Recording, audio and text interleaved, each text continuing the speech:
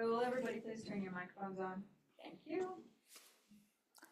I call to order the Planning Commission agenda meeting of Wednesday, November 27th, 2024. May I have a roll call, please? Michael here. Jeff here. Lynn here? Eric here. Amanda here. Hi, Amanda. Thanks, You're guys. missing the chocolates tonight. Trying to leave. I pledge allegiance to the flag of the United States of America and to the republic for which it stands, one nation, under God, indivisible, for liberty and justice for all. Okay, approval of the regular agenda. Has everybody read it? And is everybody okay? Yes. And are there any changes? May I have a motion, please?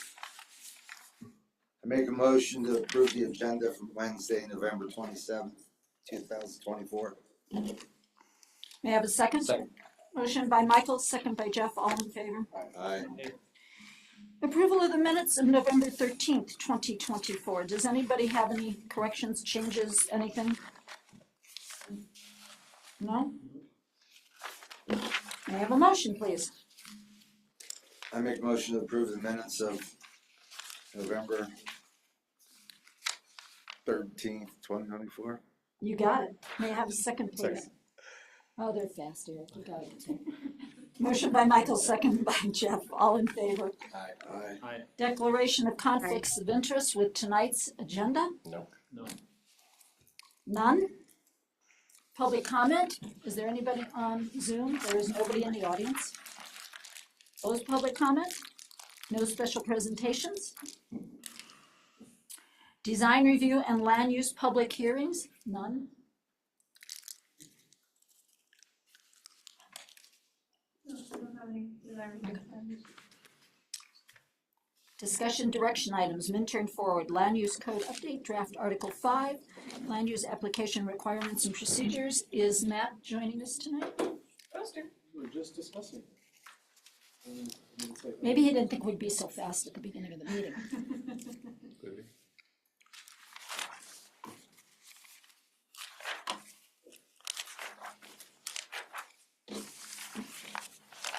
Scott, while we're there, this is a shockingly interesting. Yeah. We'll get to that one, but,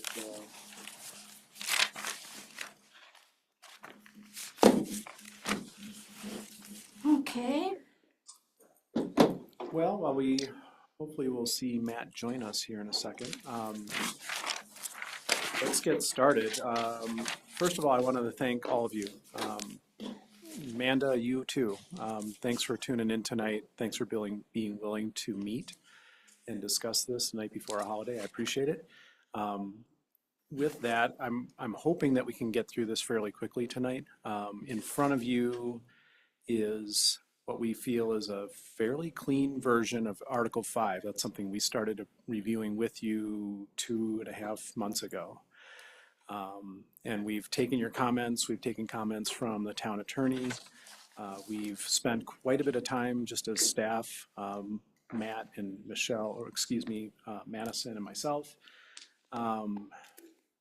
going through this with a fine-tooth comb, wordsmithing, solving for grammar stuff and just little things. But again, hopefully this is a clean version. Matt did a great job, as always, of trying to summarize in a memo the things that we've done since you've last seen this Article 5. As a reminder, this is our, what will be our main workhorse article, which will help us and applicants make application for different land use types and have a clear, predictable process. So this chapter, this article cannot be, it's our most important chapter, I think, other than zoning and development standards. So hopefully we're making good progress and we've addressed everything as you've given us direction and the town attorney. So I'm happy to walk through Matt's memo. I don't know if he's on yet or no. Okay. Hopefully Matt's okay. I hope he didn't get stuck in the snow somewhere. But that's kind of what this is just a check-in to make sure that as you go through that memo and read the things that we've done to update this chapter, article, I keep calling them chapters. Did we hit the mark? Are we still on the right track? And this is also the same document that's going to go before council in our joint work session next Wednesday. Minus the comments. Minus the comments, correct. So with that, I'm going to stop. Again, thank you for being here tonight and working through this just to keep our project on track. And in December, we'll probably get into Article 8, which is kind of the same type of article, but for all of our subdivision application types. Okay. Yeah. Amanda, are you there? Amanda, She does have her hand raised. let's start with Amanda so I don't tend to forget her. Because she's up there. No, my quick question is, you had said without comments, so you meaning the comments within the document or without the, I guess, staff report that, or Matt's staff report that front ends it? Will council see this report of the changes? So the version that was sent out to everybody on Monday and was included in the packet for council today is without the comments within the actual document. There is a different memo provided by Matt that's attached for the joint work session that everybody should read. So there are technically two different documents, just the content of the Article 5 did not change other than removing the comments in the margins. Okay, thank you for that clarity. So Amanda, to try to make this as quick as we can this evening, and if everybody's okay with this, I would like one person to sit there and tell us all of their questions rather than jump around a lot like Jeff did once. If that works for all of you. No, he did this once. He's been known to. He's been known to. So Amanda, let's start with you because I know you're on Zoom and sometimes I have a tendency to forget that. So why don't you go through your concerns first, if there are any?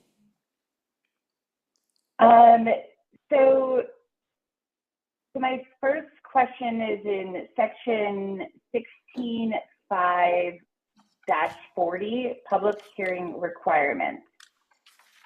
There's a note in the staff report that indicates that we need to explore how best to consolidate the provisions.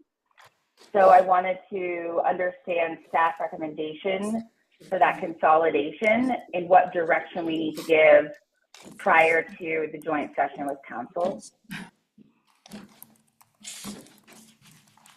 Lynn, do you want me to go through everything or do you want me to just hit that one? No, go through it. I mean, Like, go through it one at a time and see if you can get your answers.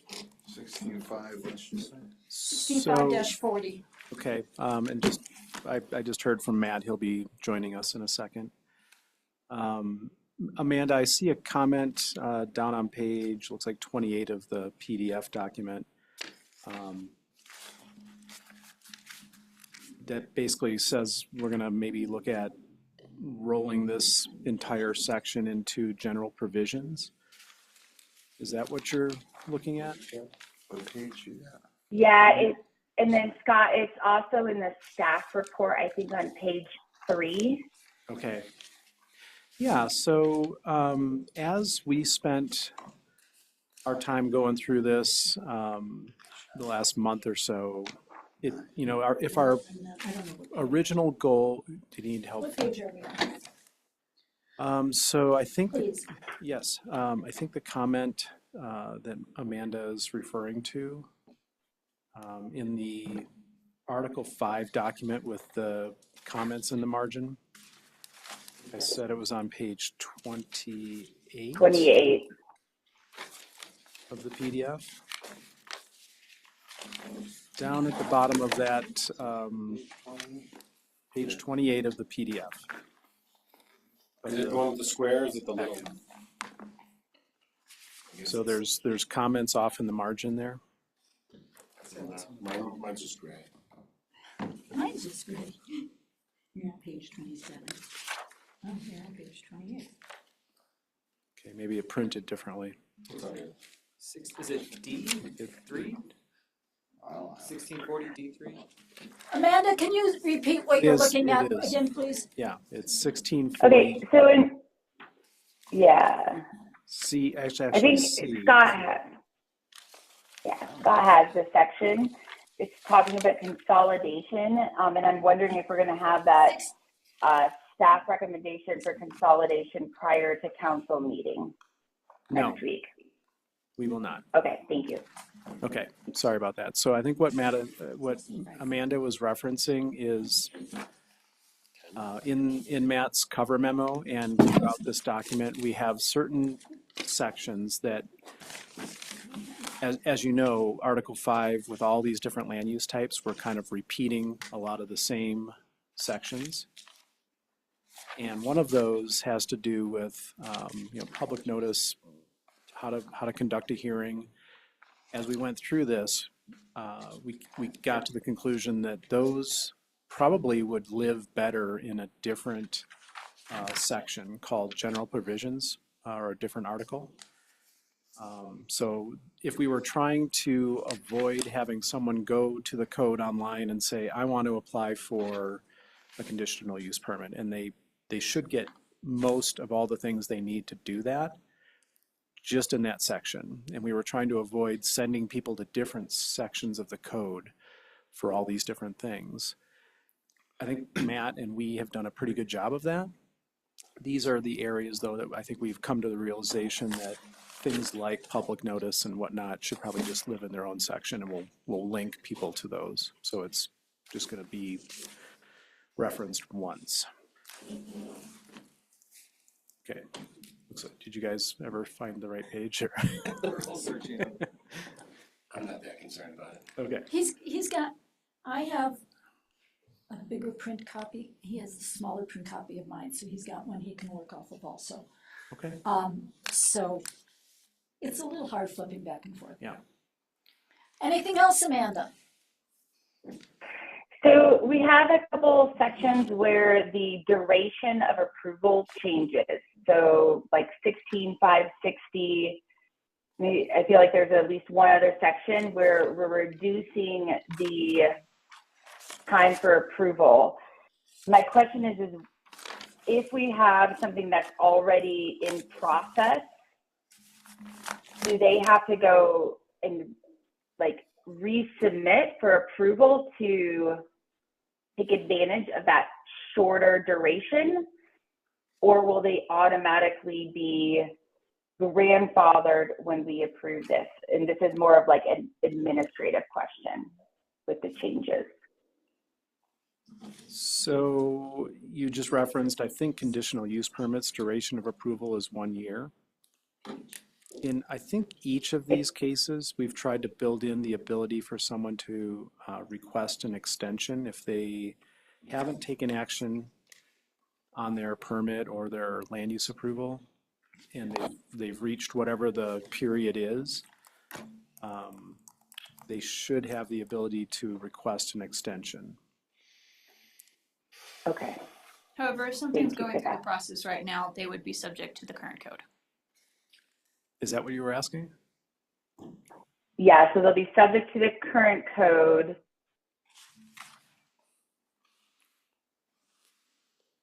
Okay, yes, Well, I'm good there. Okay. so what was the answer? Currently, it's a year, and it's been changed to a year with an extension? Is that the answer? I think the question was if someone's in process. You want to restate They're going to the be question? approved for 3 years. No, so if somebody's currently in process, they're going to be approved for 3 years. If, for instance, that they don't finish that conditional use permit and they have to reapply, then the 1 year would apply to them, not the 3 years of when they think that's what I'm at. So the current code isn't specific to 3 years. That's just a time frame imposed by council. So Okay. any existing conditional use permits will continue to operate under their existing conditions. Okay. And the time period to act on a conditional use permit is 1 year. Once they've acted on it, then I think it's. She's referencing me. Hmm? She's referencing. Okay. CUP. Oh, I had no idea. Yes. Okay. Is that what the railroad yard is, conditional use permits? And didn't the council just change Mhm. that? Yes, they changed it to 5 years on a renewal period. So currently it's 3 years and it will be 5 years. Just for as they those- renew. Yeah. Just for those conditional use Well, permits. no, currently it's now 5 years. Oh, currently it's, Yes. okay. I remember being at that meeting or watching it. Amanda, next, please.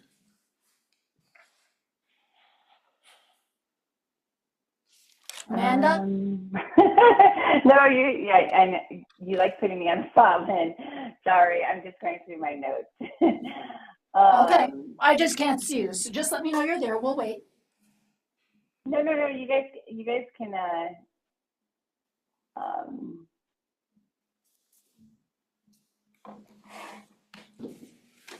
so I think I had, this is just more of an, administrative, is that, around the abandonment of a PUD. This is, again, in Matt's staff memo on page 6. It says we've added provisions to that abandonment of a PUD, and I just was wondering, how often do we really have abandonment of PUDs? It's not really a change Almost to the never. code or change. Okay, thank you. I don't anticipate that happening, but it's good to have in a code. Yeah, Scott and I'm here. I apologize, guys, for being a little bit late. The reason the abandonment for PUDs has been added, as well as sort of some clarifying language regarding the expiration and extinguishment of a PUD, is in the event that happens, and I agree with Scott that happens rarely, but it's helpful to have some code language to know what to do if in the event that happens. I mean, I think I've worked in communities, and I've heard others have worked in communities where PUDs, people tried to do PUDs, and for whatever reason things didn't happen, and it can create a serious mess if a PUD is abandoned or extinguished, and there's not really a clear process for how to address that. It becomes very confusing.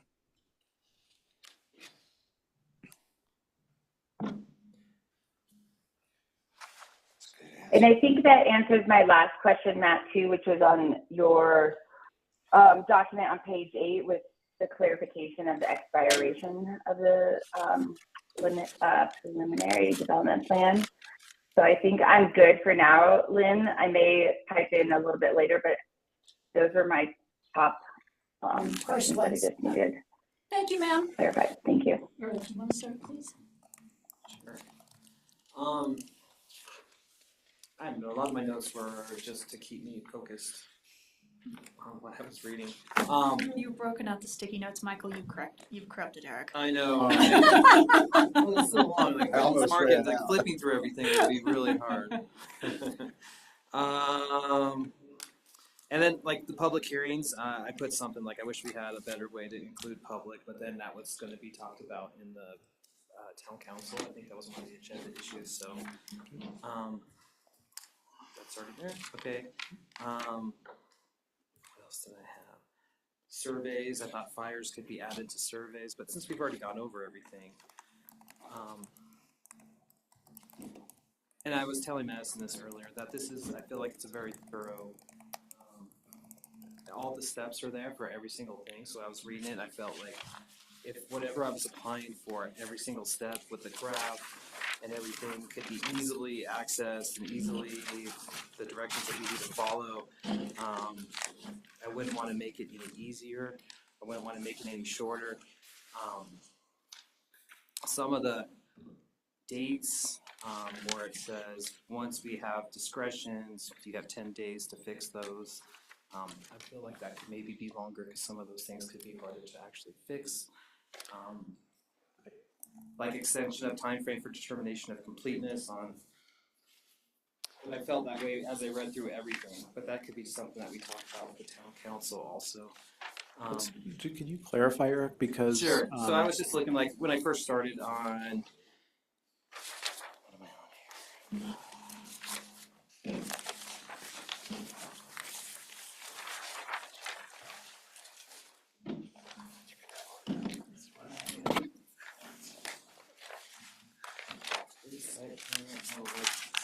Design review 16570. Number 3, determination of completeness. If an applicant fails to correct deficiencies in their application, the planning director may deem the application to be withdrawn in accordance. Planning director may extend the timeframe for determination of claims up to 10 business days, and one of the following conditions exists. I just feel like 10 days might be limited, especially if you have a snowstorm or something happens like that. so that's for us. Yeah, That's for okay. staff. Okay. So we have, is it 20 business days, 30 business days to make a determination that their application is complete. Okay. If we have a really complex, thick binder of stuff and we need more time, we will give ourselves an extra 10 Okay. business days. So that's not on the applicant side. Once they get our comments, they have, I think currently like 180 days or something like that. At least 90 days. We give people a good long amount of time to. I know we want to be more efficient. I just don't think we should rush through stuff. You know what I mean? Just to meet the deadlines. Yeah. So if you give yourself more days, then that's. We're trying to keep ourselves accountable. Yes. Because 30 business days is what, 45, almost 50 days. Yeah. So we could give ourselves 2 months to get through an application, just the initial review of that. We felt like that was pretty generous, but Okay.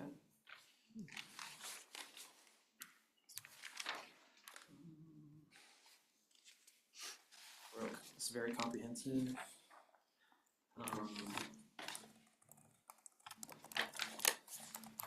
Looks solid. It's a sticky note that I think that's all I really have. I might have something later, but. okay.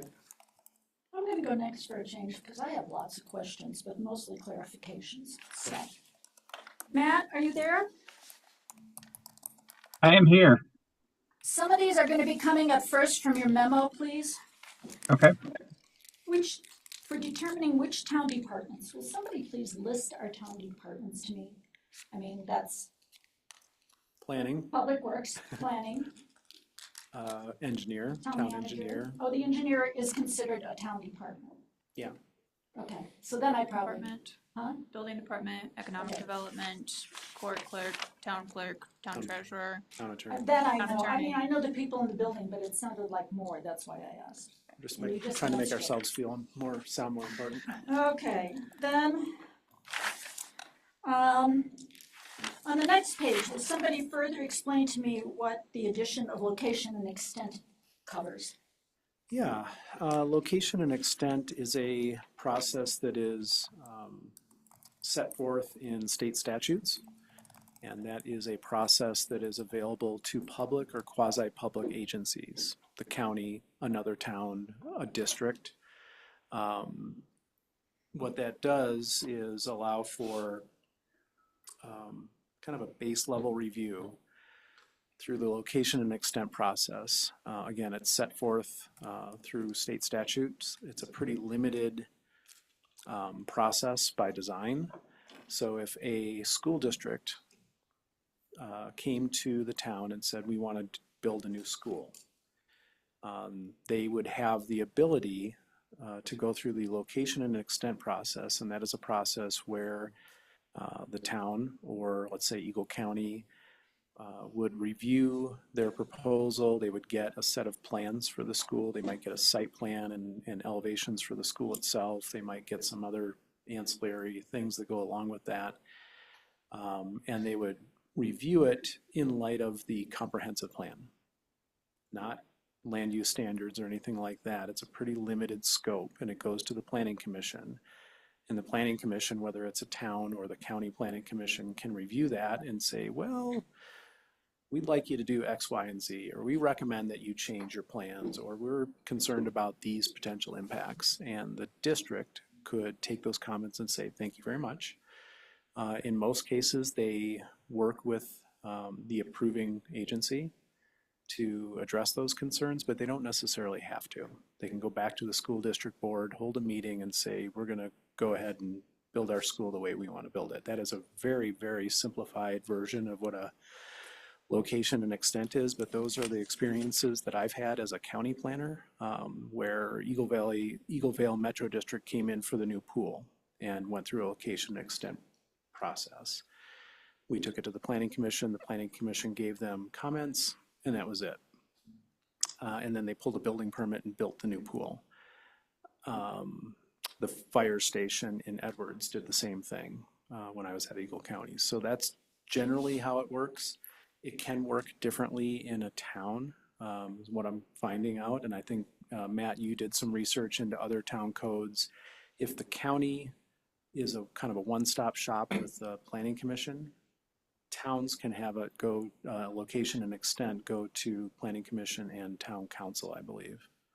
So we didn't have that built into our code, and I think we should have it in case we do It's have not it. something we've dealt with yet. Not that I know of, and we have the school district coming through for a Right. subdivision they chose, and it also goes back to the 2011 annexation agreement, which says when you develop, you're gonna come through this process. So there wasn't a lot of, hey, we're gonna do the location and extent, and we're gonna streamline this process and exercise our right to use that. So that, to me, was kind of unusual that they didn't, but there was a reason why they didn't. Does that answer the question? Well, it helps me understand better. It's very specific is what it is. Yeah.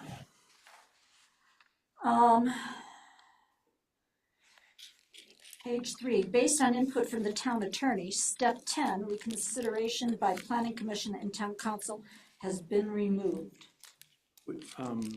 Page 3 of Matt's memo, based on input, okay. So that's in regard to, is that under code amendments? Yeah. Yes, 16550. Yeah, so because code amendments are a legislative action, I'm trying to recall what the town attorney's input was, but I believe it was something related to that. When you're dealing with a code amendment, it's legislative. And I think the town attorney's position was it only needs to go through the process. It goes planning commission and then town council for a decision, and it can be changed throughout during that process without having to go back, being referred back to the planning commission. And that's not the best explanation. But they felt that was an unnecessary step. It really, that sort of step applies to something like a conditional use or another type of very project specific application where if it changes substantially, then town council can refer it back to planning commission to kind of go back to the review process again. If that makes sense. So like when the town was going through the adoption process of the 100 block design guidelines, planning commission gave y'all's input, sent that recommendation on to council, and then council had like, I don't know, felt like 10 meetings about it with things changing every meeting. It did not come back to planning commission because it is council's purview to change whatever code recommendations that they would like. So we This is just, an easy one. Please define scaled survey. It's a survey that is to scale. Gotcha. So you could Jeff, you literally, know about that. Well, yeah, it's the scales on the page. It says 1 foot equals 30 feet. Or Okay. 1 inch equals, Okay, I've never heard it referred to that way, so. versus thank you. just a drawing that's not scaled. 16.5.130 zoning variance. The review criteria for zoning variance have been slightly modified to clarify that. What did we clarify, modify? So what we added to help clarify the review criteria. So one of the review criteria refers to exceptional or extraordinary conditions related to the property where a variance is being requested to what the language that was added is shape, size, or topography of a property are examples of an exceptional or extraordinary condition. Exceptional, extraordinary condition is sort of a vague term, so that's why we recommended adding some examples of what that actually means to help clarify what that term means. Thank you. And that is typical of most codes that do actually use the word shape, size, and topography. Those are usually the things that you, as a decision-making body, should be looking at for a zoning variance. There's someone's property which is oddly shaped, or it's smaller, or it's very steep. Those are the types of things, so just clarifying. 16.5.180, minor PUD amendment. I can't honestly say whether I do or do not agree with this at this point, because I'd like to further conversation on it in the percentages. I need examples. And one of those places was on in the packet, page 31. It talks about snow storage, and it says such a percent, and then it says expressed in square feet. I'd like us to talk about those and what it would mean in a square foot thing. And we'd have to do examples, because everything's going to be different depending on the project, but at least so we can have some better idea. For instance, and we don't have to do it tonight if that's something we can talk about in the future, but increasing the floor area of all proposed structures. Well, 2%. When you say that, if a proposed structure is 3,000 square feet, 2% of that is 600 square feet, correct? And would it be everything within that PUD, or just specific ones as they came in? I'd like us to talk that out a little bit further at some point. Okay, Mike. So can I respond quickly? So the minor PUD amendment section has changed. Before, the previous iteration had, so we've changed the minor PUD amendment to be approved through an administrative process or approved by the planning director. And initially we had lumped in changes in location, siting, and or bulk of structures in the height and character buildings as something that could be changed under the minor PUD amendment process. We got rid of that based on the planning commission's feedback.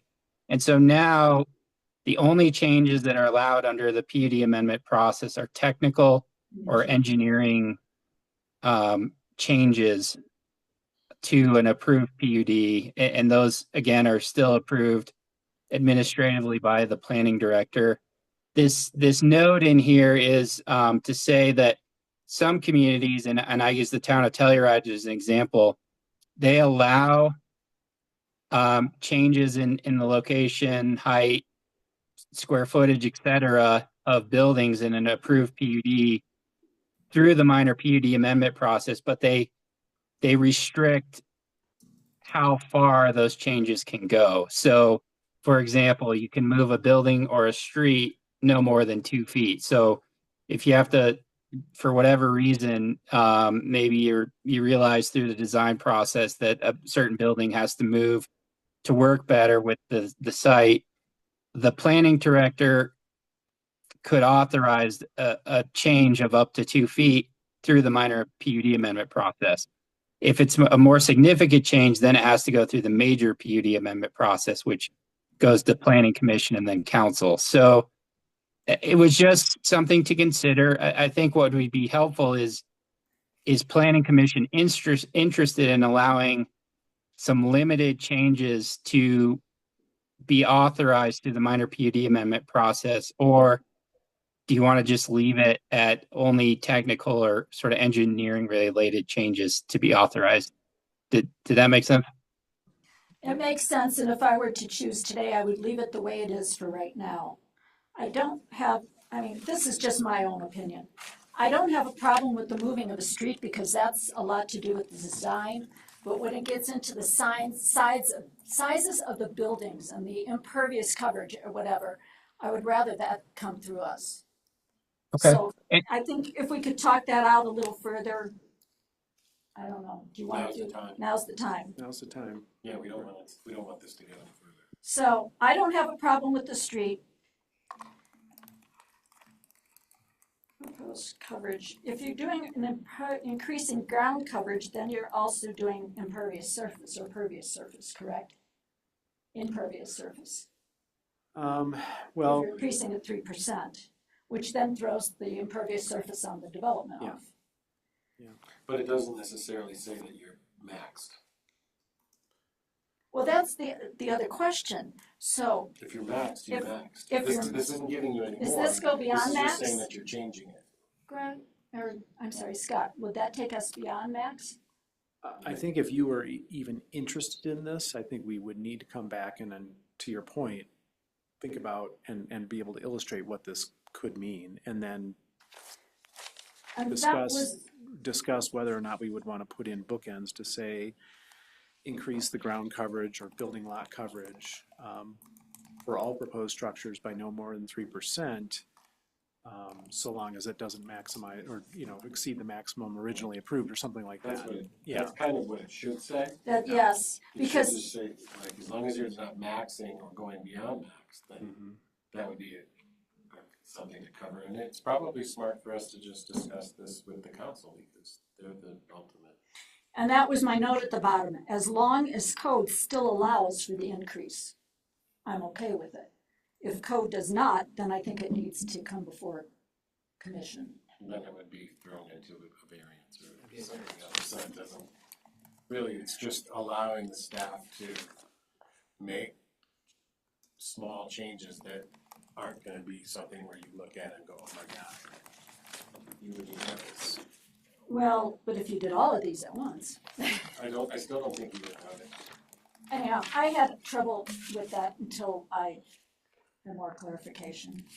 You're And to right. clarify, these examples are from the town of Telluride. They're not recommended by any means. I think to Scott's point, if there are things that the planning commission would like to explore further through the minor PUD amendment process, like allowing streets to be moved, allowing an additional number of dwelling units to be increased, things like that, I think we can take that feedback and then maybe come back with some proposed percentages or streets can be moved X number of feet, things like that. So again, these are just examples from Telluride. This is what they allow through their minor PUD amendment process. It's by no means what's being recommended from intern. Okay, thank you. So then can we go to tonight's packet? I'm gonna drive everybody nuts. But when you do this page by page.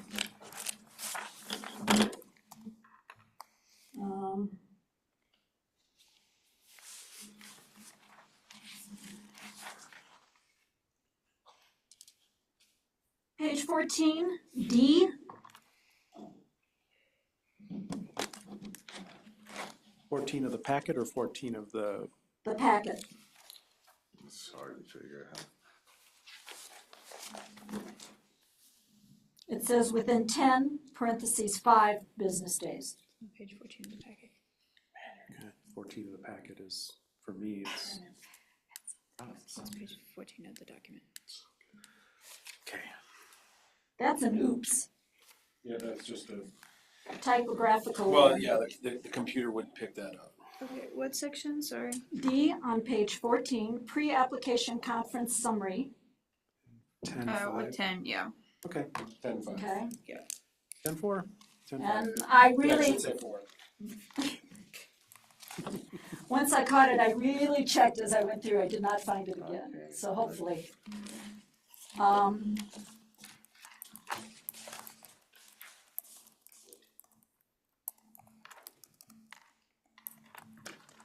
I think I know my answer to the other one, it's town council, and it says, to be held at the second meeting that the ordinance for rezoning is introduced a second time. So all ordinances have to go through council twice, correct? First reading. And so that's when that would be presented. I don't know what you're talking about, but I assume yes. You just think figure it out. Which page? Scheduled public hearings, page 16. And it's at the bottom of C. I just wanted to verify that's how I understood it. Yes, Okay. public hearings are always, council tends to open public hearings, both readings of the ordinance, but they are by law required to just open it to the second one. Gotcha. Okay.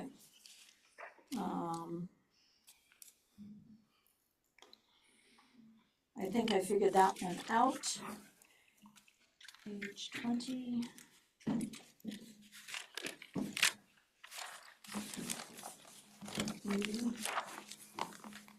Here again, I think this is something typographical. Page 20E, will you read that and tell me if that makes sense? Page 20E, a table, oh, yeah. With that includes the following data. I think that just needs to be corrected. Okay. I mean, if this is going to be our code, let's get rid of those loopholes. Okay, page 27. Was that supposed to be a table? No, just detailing what should be provided in a table. I see. Are we looking at the little numbers or the big numbers? I think the little numbers. Little numbers. Page 27. I'm going to page 27 now. Okay. And there, I just needed a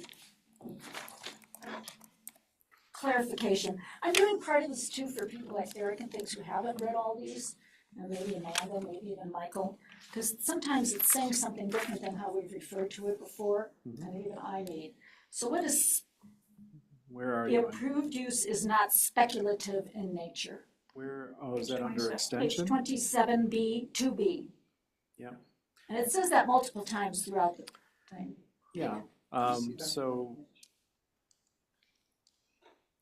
Matt, jump in if you want, but what that's saying is that they have an actual plan to actually move forward with, in this case, a special conditional use permit.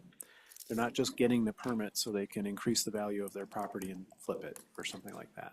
It's an actual conditional use, and there's a reasonable expectation that it's going to move forward if they're asking for an extension. They're not just trying to extend it so they can figure out what to do with their property in the meantime or whatever. And they then show you something that clarifies that? It's a subjective decision that will come before Planning Commission. You'll look at their evidence and say, okay, this is not speculative. They have every intention of doing this. They still have a valid plan in place, and it's just a matter of things that are out of their control or things like that. Okay. Matt, does that sound about right? Yeah, and we actually recommended, and I think we got rid of this in some other, I think for like a PUD. This is criteria that I believe came out of the existing code. And in some cases, it didn't make sense, so we got rid of it. And I want to clarify that an extension of a conditional use, that just goes to council.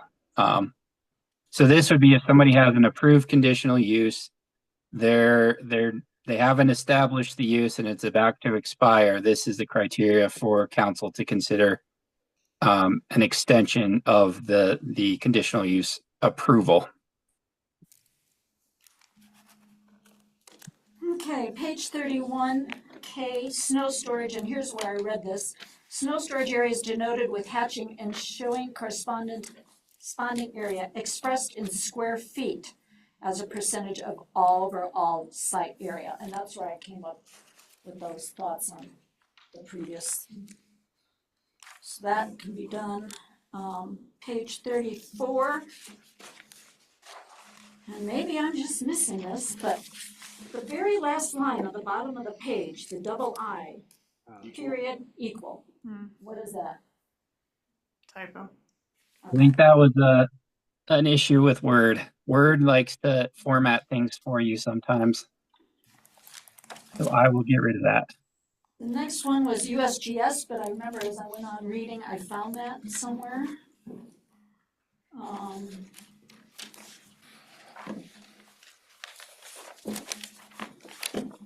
Where was that, Lynn? Well, I have page 40, but I don't see it, but it's in there. It's actually in the title of one of them. What does USGS stand for? U.S. Geological Survey. Okay. It's in here in a whole separate area again. Okay. The reason why I ask is, you know, if there's a opportunity to clarify and just spell it out in plain language, and then if we need to put it in parenthetical, maybe we do that. Okay.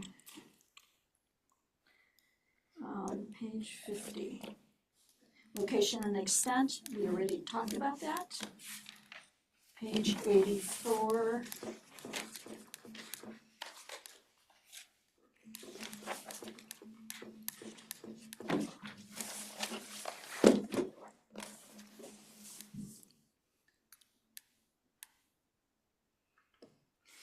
And this is in a multiple places, I think, as we go through too. Notice of public hearing.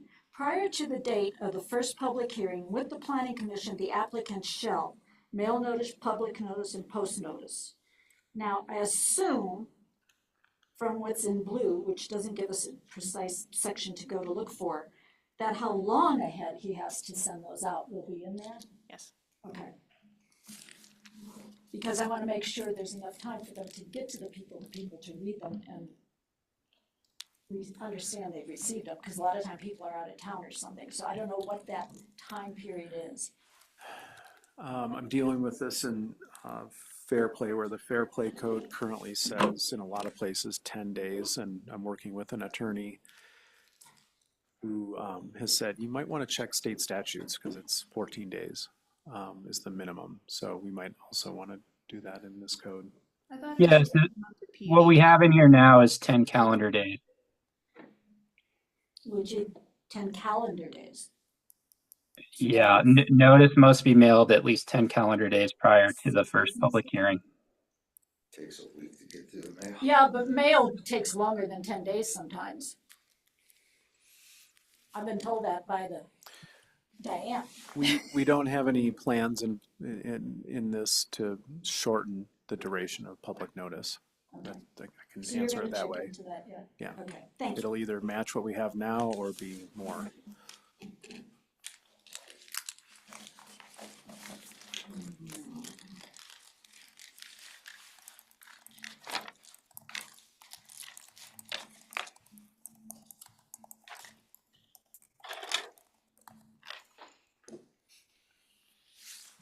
This had to do with enforcement and release by town, but I think I got that clarified as I went on further through the.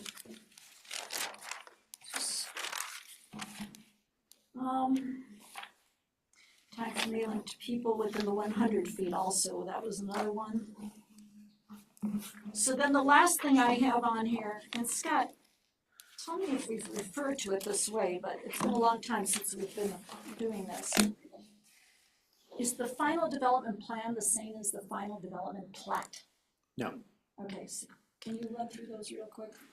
Final development plan is specific to the PUD itself. So you're going to have a concept plan, a preliminary plan, and the final plan. Tracking along with that in most cases is going to be a subdivision. So at preliminary plan for PUD, you'll also have a preliminary plat. With final plan, you'll also have a final plat.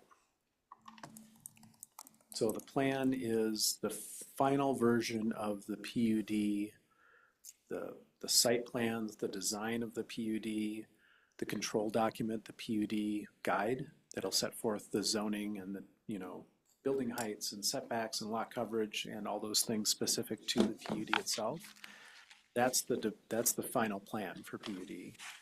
The final plat is the final subdivision document, the legal document that's going to create the parcel or parcels in which the PUD is going to be developed. And does that come before us or just council? Right now, the final plat actually does come before Planning Commission, which is really unusual. Usually it's a council or like a Board of County Commissioners decision when you get to that final stage of the subdivision itself. In this code, are we proposing that the final plat go straight to council? Yes, we are. Yeah. So you would look at the final plan to make sure that if someone passes go through the preliminary plan, they get approval from the Planning Commission, they get approval. Do they? They don't now. What? Look at final. No, final development plan would just go to council as well. That's why it's so screwy, because the The plan goes to council now, The but the plan, plat doesn't. we've never seen the plan. Never- never We did. haven't got the plat. Yes, which is You weird. would almost expect it to be the opposite. Yes. Yeah. That's why I asked, because I didn't think we did two things. And I always thought we did the plat. The plat is, it's a survey and you're just looking at a bunch of needs and bounds and it's a scaled survey to your point, yeah.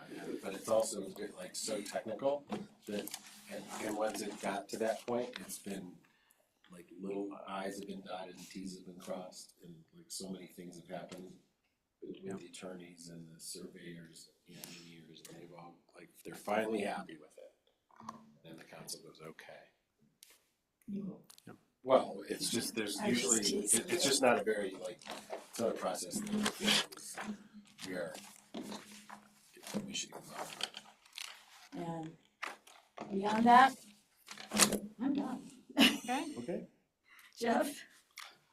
I jumped around so much at the last meeting that I covered everything, and I feel like it got in here, so I'm not gonna, I think Matt and Madison and Scott, I think you guys did a great job. I think this is 1,000,000% better than what we have now, so I think that's great, and I'm excited to just get it approved and like working.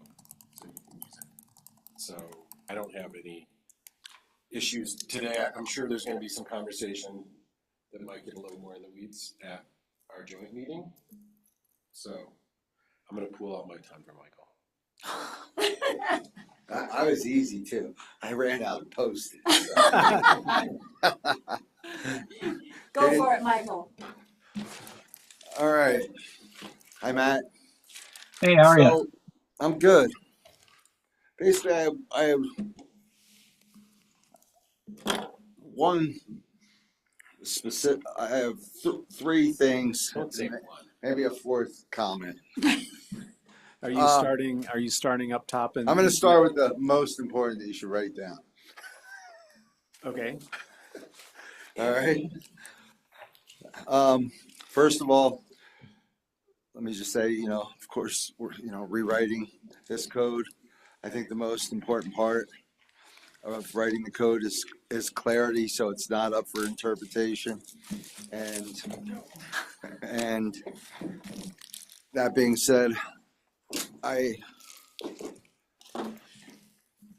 super close, and I've been looking at the town code for almost 1995. Here. Anyway,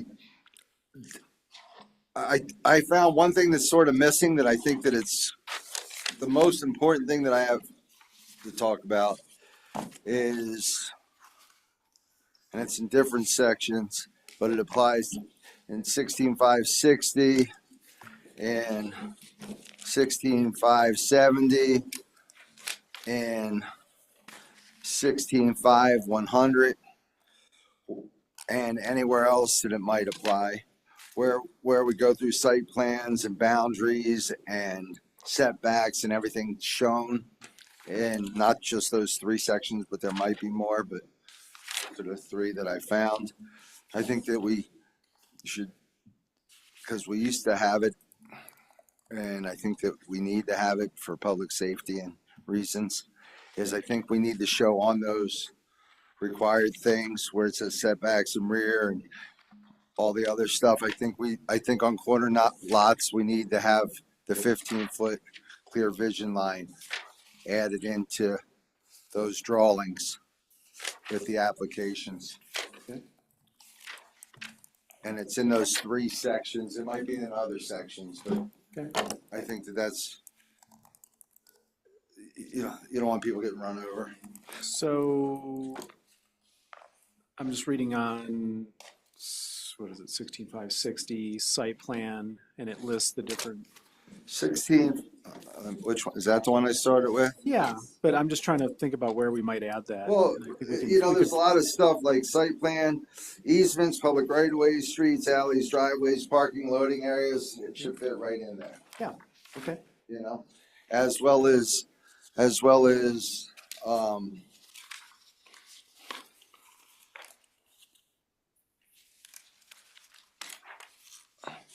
is that the first one, Scott? You said 60, 70, and 100. Okay, and then, on 16570, for site plan, property lines, bearings required, the same, should fit right in there too. Okay. Okay, and then the 165 100 limited review use site plan required front setback, blah, blah, blah, blah, blah, the same, right in, basically anywhere I miss where it says site plan and those things are required. That was my number. I picked three things, but I have a comment now, but that was my number one thing that I thought that was most important. Okay. Now, moving on. Got it. Because, and sometimes, I love to repeat myself. And now it might not be applicable, but, at some point, page 31, I saw it, Of the packet or of the document? of the document, I believe. Okay. And I didn't see it before until somebody else was talking about it. 31 of whatever this is called, the little baby number. Like I said, now might not be the time. The joint council meeting probably isn't the time, but before everything is finalized with the council, a joint meeting, I definitely want to go over roof height measurements. Where is that on page 130? Well, 31 building building elevations. elevations? Yes, Well, 7. yeah, it says building heights, dimensions in accordance. I just want to go over like specific, We'll get there. That comes Yeah, in definition. whenever that is. I don't think that's We'll talk about that when we talk about definitions, when we define how to. do perfect. Which, Per- yeah. Perfect. And then Lynn touched on it, and I wasn't here. And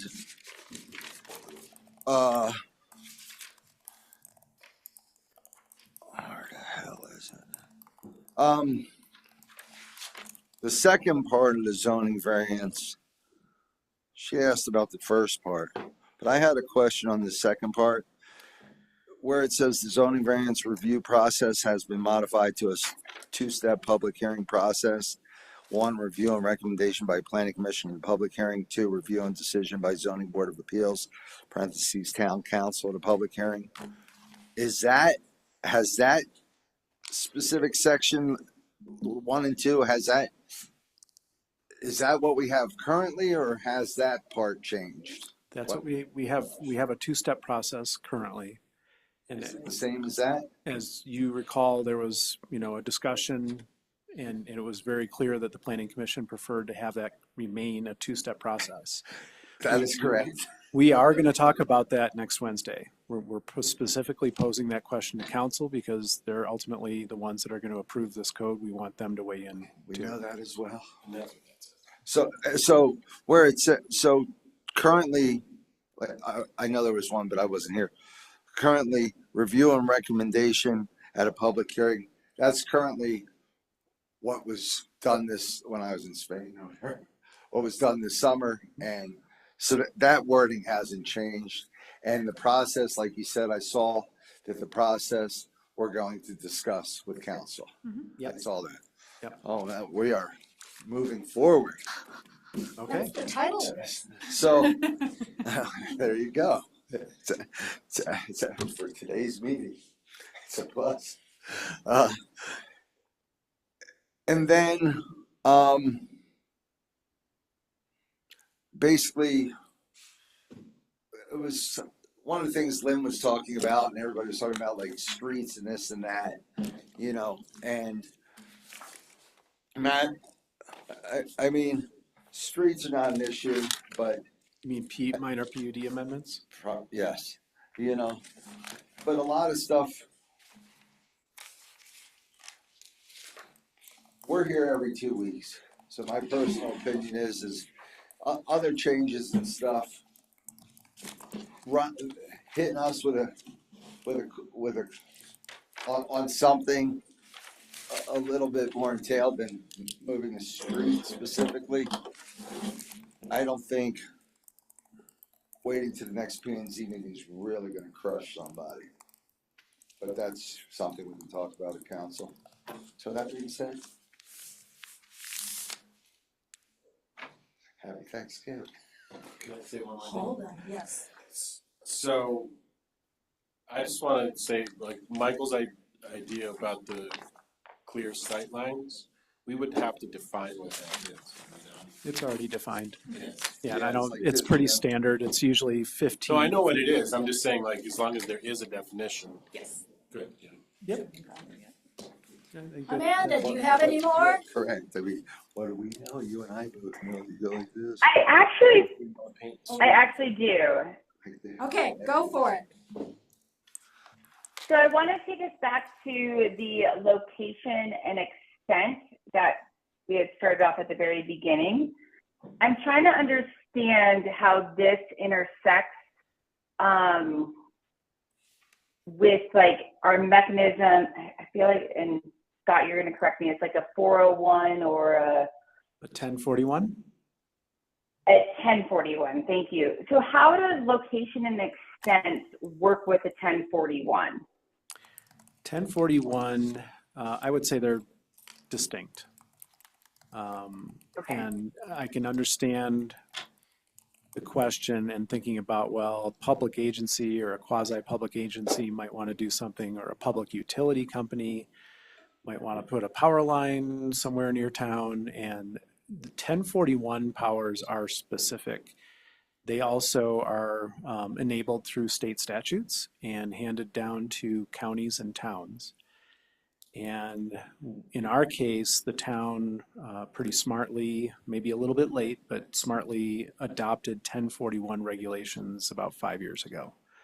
Specifically, you can choose the matters of state interest that you want to focus on as a town.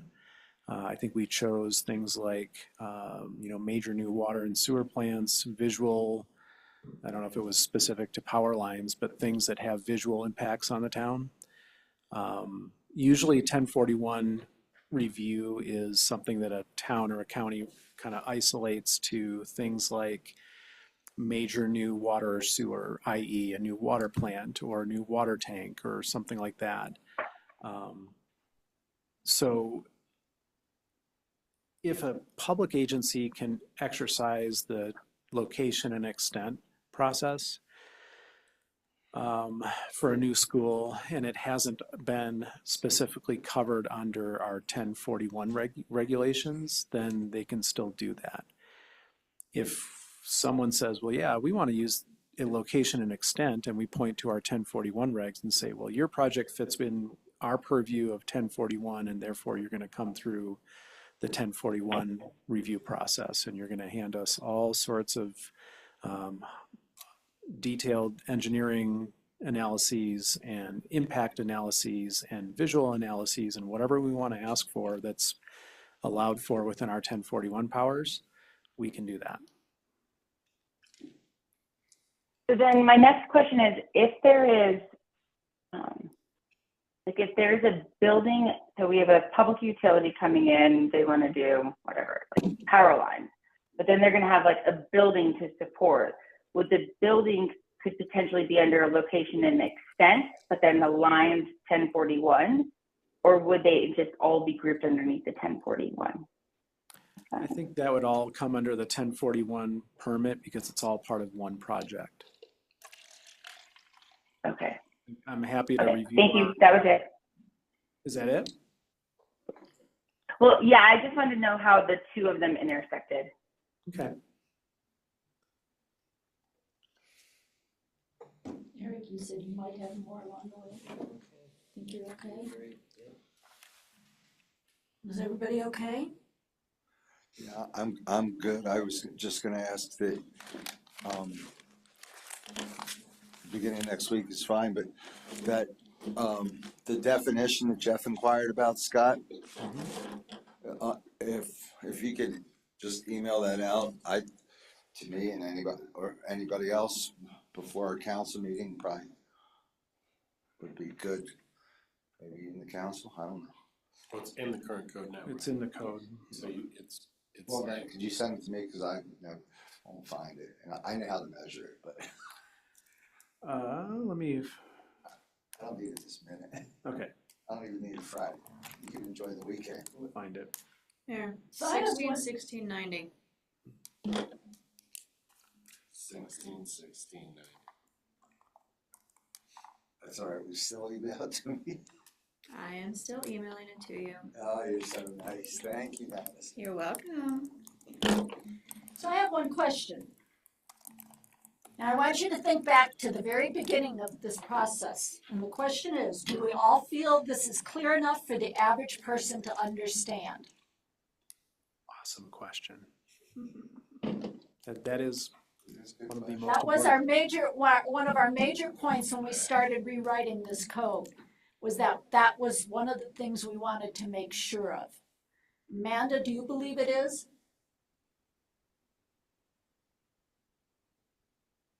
Amanda?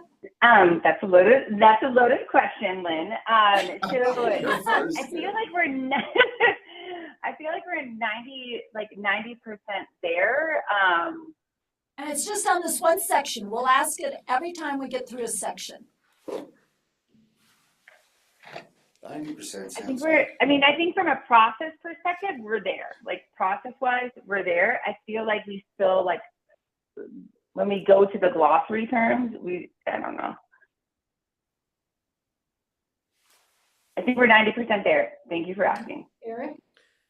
I mean, what is the definition of an average person? Good luck. Because someone's putting a PUD in, I mean, that's not your average. I look in the mirror every day. I think if you have plans to go and But I think an average person, even if I consider myself an average person. Until I joined this, I knew nothing about building codes, et cetera. And it was very hard at the beginning. I think this is clearer than what I was given at the very beginning. So I'm probably with Amanda, probably 90%. And I think when we get through it and get some of those little blue lines, where to go look for things and get the definitions, it will get us even closer. I think you can work it out to where you Yes. can be able to figure out the process and how to. Yes. Absolutely. Jeff? I think it's, like I said before, I think it's 100% better than it was before. And You said 1 million oh, times. well, appreciation. No, it really is. I heard 1 million too. Okay, so it's still 1 million times better than it was before.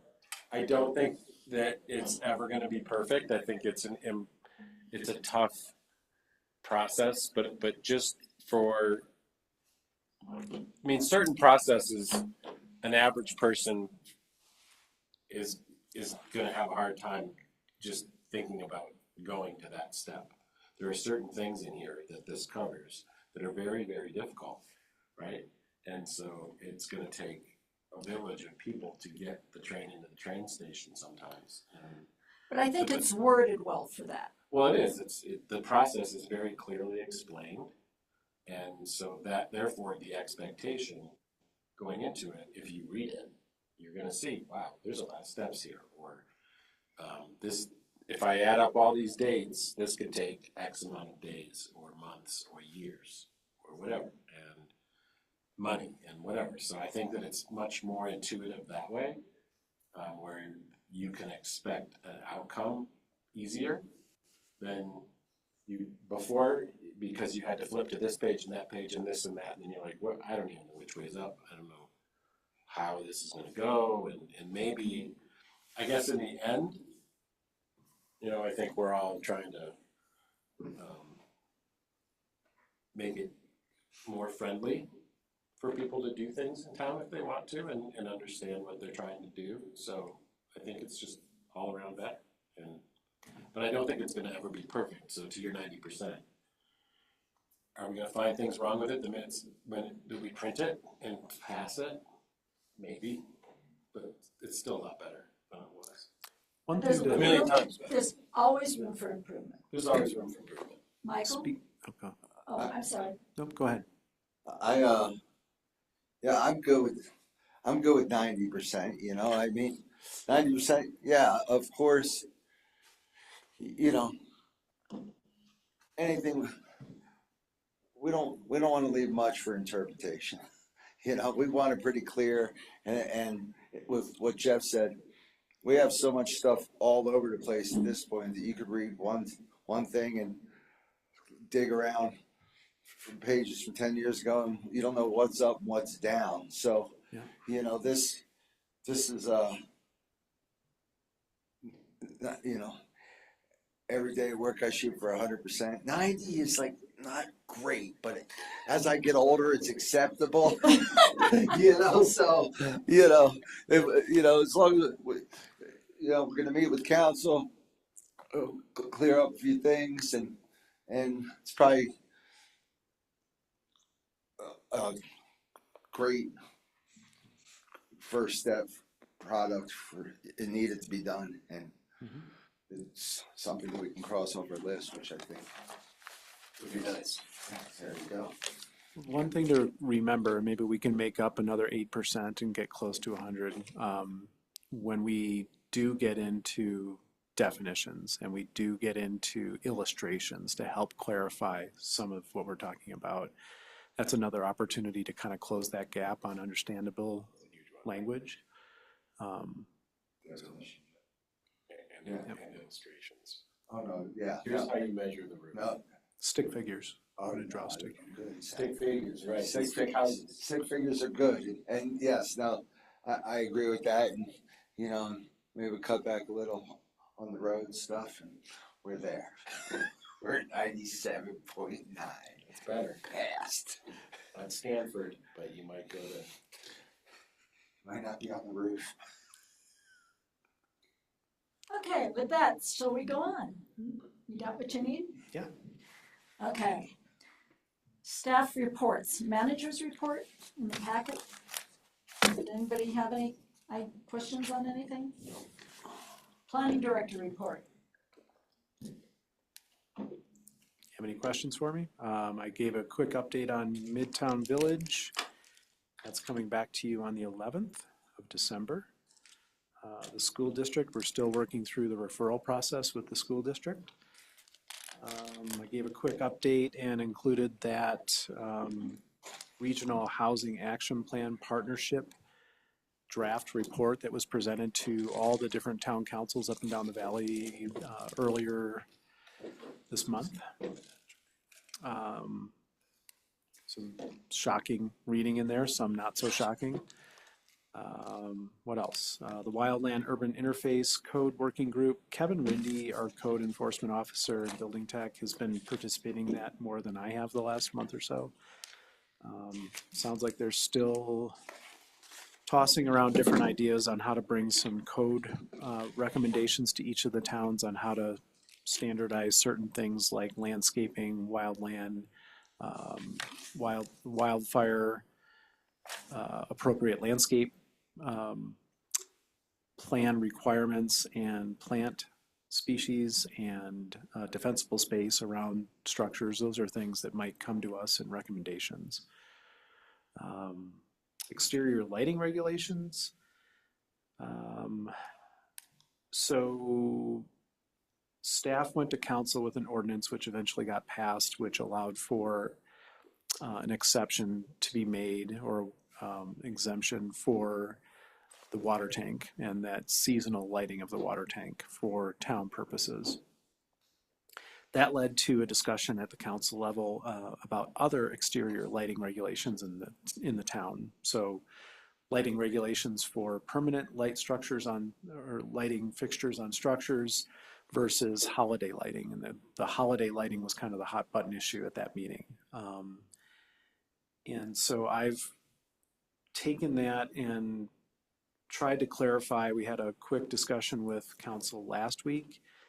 The difference between our permanent, our exterior lighting regulations that require downcast, dark sky compliant night lighting, and how we currently treat holiday lighting. Holiday lighting is defined as festoon lighting in our code. It literally says holiday lighting means holiday/ornamental lighting means festoon lighting. festoon lighting is kind of what you'd see outside Eagle River Whiskey with the, you know, the cafe lights and stuff like that. That's typically what is considered festoon lighting, which is different than holiday lighting. I did some research into different town codes and to see how like Gypsum and Avon and Vale and Eagle treat holiday lighting. And in a lot of jurisdictions, they're very specific to say, we're going to regulate or allow holiday lighting from this period to that period, and from this time of the day to this time of night. Ultimately, the council was not real interested in putting a limitation on the months of the year. I think it was widely recognized and appreciated that people in Minturn like to have holiday type lighting on all year round. And so I don't think that's going to change. But there was direction for staff to come forth with some changes that would put bookends on the time of day. So someone can have their lights on all day long, but they have to turn them off at 10 o'clock at night. So that's From the, 10 until dawn or something like that. yeah. So that was the gist of it. We thought we were going to council with a pretty simple ordinance to allow for lighting of the water tank, ended up in a very long discussion about, Well, you know. and I think it went further to say unless there was a reason for a neighbor or somebody having issues with that being in their, affecting their windows or something like that, and then there would be maybe have to be discussion between them. So I think we arrived at a good solution. Don't change too much, but give a better definition of holiday lights, give a better definition of festoon lights, put a time limit on, you know, the time of day, and that's it. So that'll come to you in the form of an ordinance here pretty soon. Is that it? That's it. Planning Commission comments. Are we all gonna- Amanda, do you have anything? Happy Thanksgiving, and thank you for letting me be on Zoom tonight. I'm not 100%. Thank you. Thank you. And that was my comment. Happy Thanksgiving. Thanksgiving is a time to say thank you. Time to say thank you to all of you for the time you give for these things, because I don't think we hear that often enough. Thank our So, Public Works Department For taking butt out. for today. crushing it the last 24 Hey, hours. we'll thank our planning department. Yeah, Public Works did crush it today. They crushed it today. Thanks, Madison and Scott, for putting up with my golf this year. Yeah. I know it's a hard job. Trust me. My wife would agree with you. It's just too easy. But she's still there. Are we all at the council meeting? Everybody's gonna, No. Amanda's gonna be there? Eric's coming late, right? Yeah, my school doesn't get out until Right. 5. Till after Well, 5. I have Wednesdays are the days where I have duty, also bus duty. So the Better ask meeting's from questions 4:30 right. to 5:30, correct? Yeah. Oh, it ends at 5:30. Work Yes. session ends at 5:30, yes, it's 4:30 to Oh, 5:30. there's a chance that. Okay. We will leave a place for you at the end, if you can slip in, otherwise. And we say hi. Okay. And Daryl will not be here. Okay. It's not 4:30 to 9:30 or 10:30. It's not Okay. 4:30 to 5. We only have an hour for that work session, so. That's why there's- Matt, are you still out there? Where's the fixed pizza?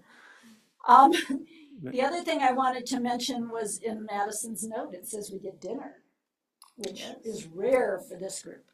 So There'll be leftover turkey. I don't know what it will be, or there'll be leftovers, but you can try.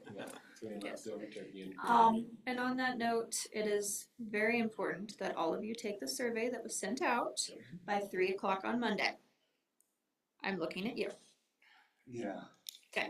Tomorrow could be the day, man. Tomorrow they're closed. Friday they're Surveys, closed. Surveys never Online. Oh, you're on the computer. I have to turn. Not preferably, but. Yeah.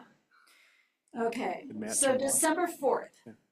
The other person who will be missing is Daryl. Yes. Okay. December 11th, Daryl will be missing. Anybody else?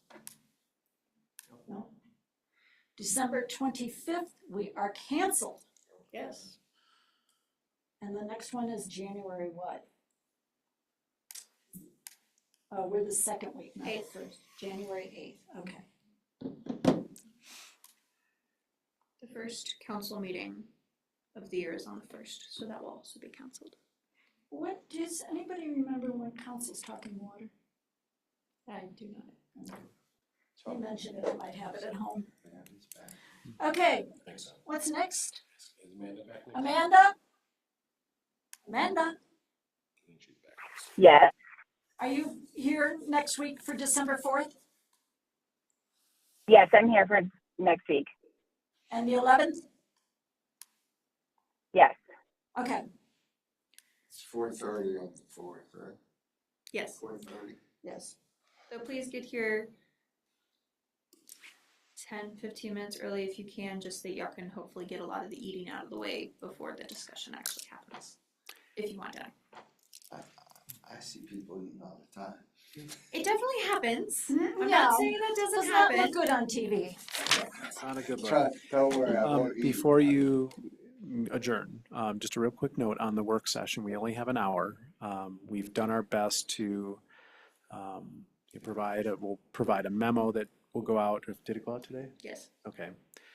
That tries to summarize what we're trying to achieve in that work session. I think we want some general feedback on Article 5. Same kind of question. Have we done our job? Have we listened to not only the Planning Commission, but Council's direction for this project to make it more efficient, easier to understand, more predictable? Is this heading in the right direction? We're going to try to isolate some discussion topics. Variances. What do they want to do with variances? 2-step process or 1-step process? Giving some more discretion to staff. I think we want to be really explicit in making sure everyone's on the same page in how this is shaping up. The guardrails that we've given ourselves in the code, in those instances where we might waive submittal requirements or make an extension to some, administrative approval to something. Some of the things that we've sort of been doing but aren't in the code right now. So are we on the right track with those things? Is everyone comfortable with those? What am I forgetting? I think we asked a question about public notice. If Yeah. you were on track with that. And that was a legal thing. just, going from 250 feet to 100, is that still providing enough notice? That's Right. Like legally, that's fine, I believe. Just is council also comfortable with it shrinking? I mean, that's basically the next door neighbors. Yes. yeah.